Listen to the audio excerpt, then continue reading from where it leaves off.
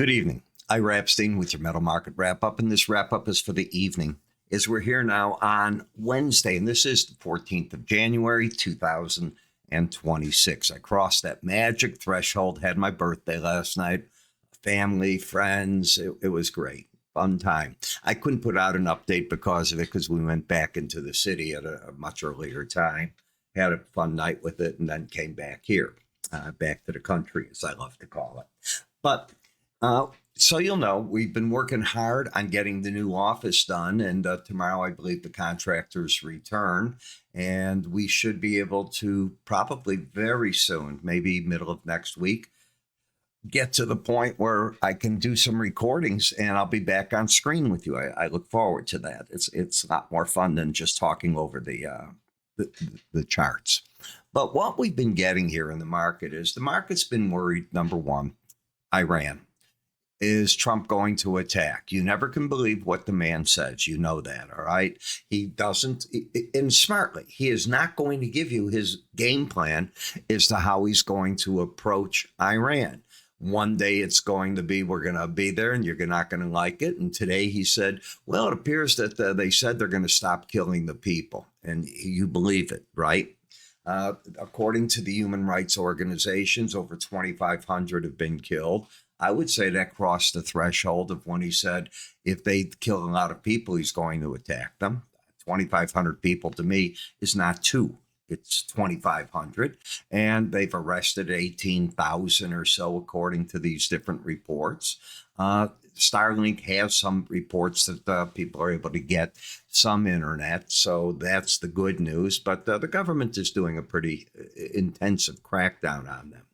So which way does it go? What we've been seeing in the market is a big move in the gold and the silver as people are doing a couple of things. They've been buying the dollar, they have been buying the gold and the silver, and they have been buying the bonds and the notes to a degree.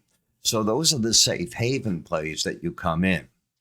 The rally that you've had, in my opinion, and the energies is completely unfounded in terms of demand. It is about fear that if the U.S. attacks, will that close the Strait of Hormuz as Iran tries to get in there and do that? I think you're giving them a lot more credit than is due.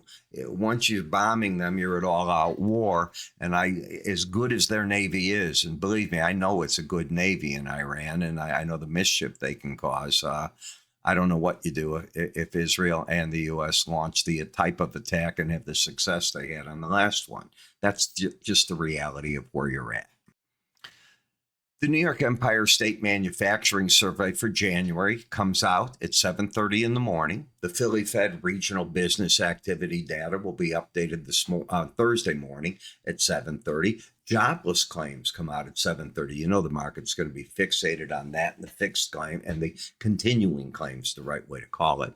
The U.S. November import-export price data will come out at Thursday at 7:30. So at 7:30 in the morning, you've got a real rush. And of course, Atlanta Fed President Bostic, he'll be speaking again. I think I've covered him every day this week. So interesting that he's talking that much. The EI natural gas report will come out at 9:30. We'll get more bank earnings, and they were not good today. Goldman Sachs down $5. Wells Fargo didn't have a good number. Citi, I can go on and on.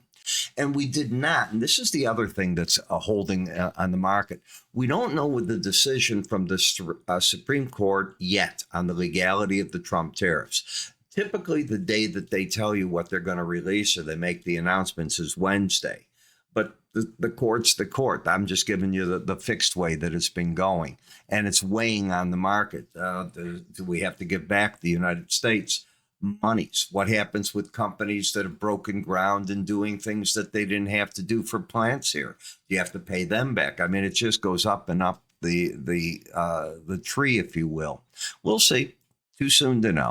So let's go now to the charts and see what we do have and what it looks like. As you can see, if the gold were to finish right here, you're up 2.9% for the week. In all honesty, it feels like you're up more than that. It feels like you're up more than $130 an ounce, but that's what you are up.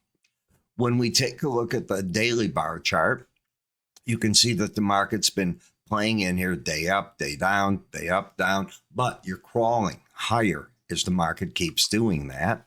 The pattern on the chart has been higher lows, higher highs, very strong pattern.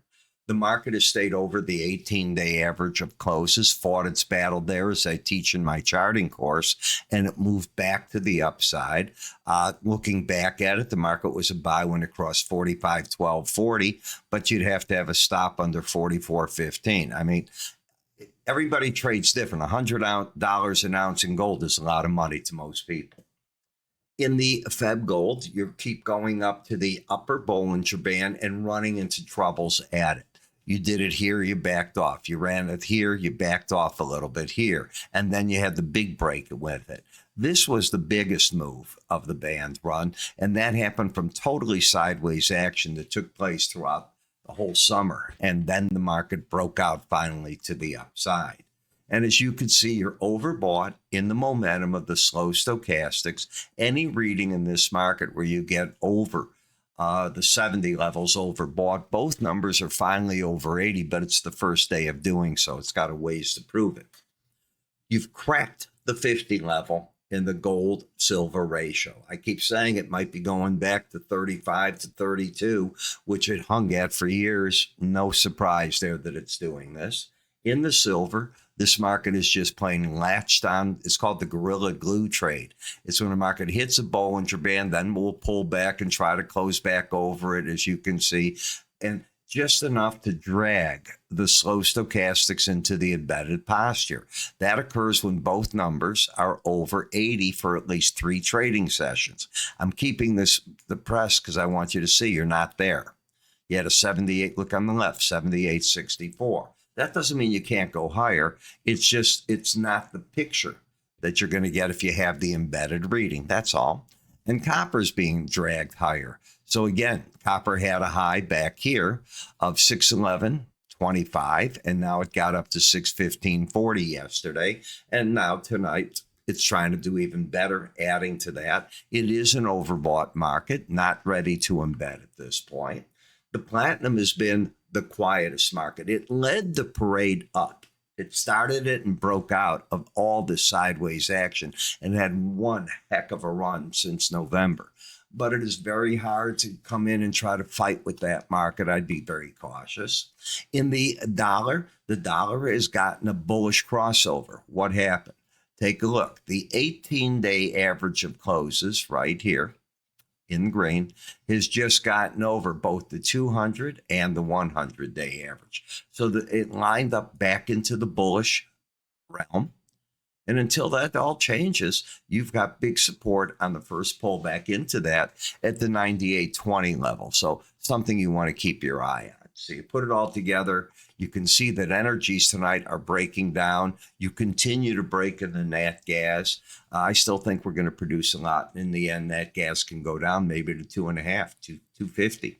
So there's a lot there that could be possibly garnered out of it. Most of the foreign currencies are getting a bid tonight, as you can see.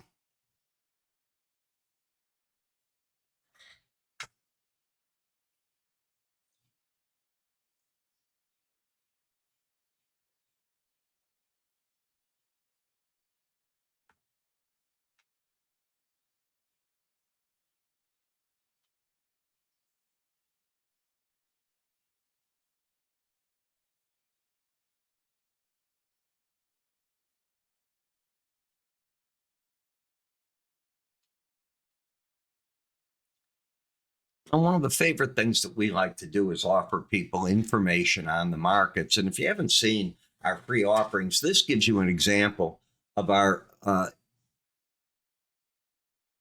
patterns that we put together for you as PDF. And you're going to get moving averages to learn how to work with it. Oscillators, I use the slow stochastic, but RSI is in here. You're going to get on balance volume. There's so many different oscillators you can use. Market sentiment, the Dow, the Elliott, the Fibonacci, the Gann. What's the theories of them? How do they work? With all this being taught to you in a very simplistic way with beautiful examples of it. The Arun indicator is really called now price-time relationship. It came from that. And the indicator was made by that gentleman. So these are the ways you do it. And the one thing that I am a big proponent of, and I think you know that, is I'm always talking dollar risk and money management. So go look at this and others at our iraepstein.com free offers. That's all you got to do. You can move a cursor up here and click. It'll take you there. You can click over here, or again, www.iraepstein.com. I'll catch up with you all in the other videos tonight. And of course, first thing in the morning. Take care.